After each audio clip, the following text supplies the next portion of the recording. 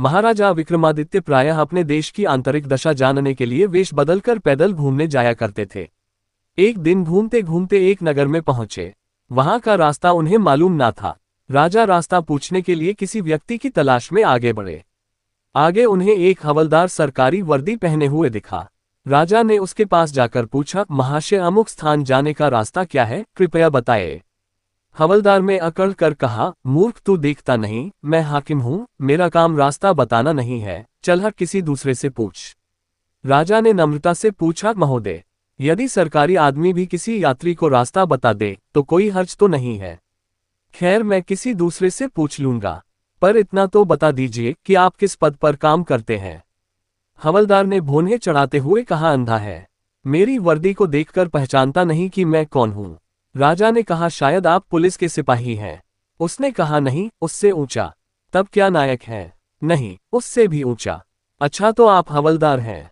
हवलदार ने कहा, अब तू जान गया कि मैं कौन हूं। पर यह तो बता, इतनी पूछताछ करने का तेरा क्या मतलब और तू कौन है? राजा ने कहा, मैं भी सरकारी आदमी हूं। सिपाही की ऐंठ कुछ कम हुई। उसने पूछा, क्या तुम नायक हो? राजा ने कहा, नहीं, उससे ऊंचा। तब क्या आप हवलदार हैं? नहीं, उससे भी ऊंचा। तो क्या दरोगा है? उससे भी ऊंचा। हवलदार ने कहा, तो क्या आप कप्तान हैं? राजा ने कहा, नहीं, उससे भी ऊंचा। सूबेदार जी हैं? नहीं, उससे भी ऊंचा।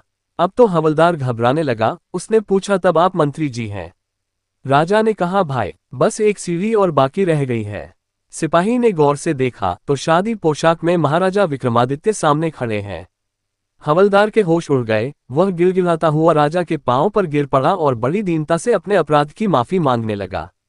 राजा ने कहा, माफी मांगने की कोई बात नहीं है, मैं जानता हूं कि जो जितने नीचे हैं वह उतने ही अकड़ते हैं। जब तुम बड़े बनोगे तो मेरी तरह तुम भी नम्रता का बर्ताव सीखोगे। जो जितना ही ऊंचा है वह उतना ही सहनशील एवं नम्र होता है, और जो जितना नीचे एवं ओछा होता है वह उतना ही ऐंठा रहता है।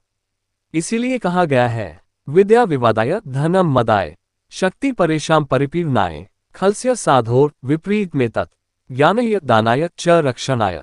अर्थात दुष्ट व्यक्ति के पास विद्या हो तो वह विवाद करता है, धन हो तो घमंड करता है, और यदि शक्ति हो तो दूसरों को परेशान करता है। वहीं साधु प्रकृति का व्यक्ति विद्या ज्ञान देने में, धन दान देने में और शक्ति दूसरों की रक्षा करने में खर्च करता है।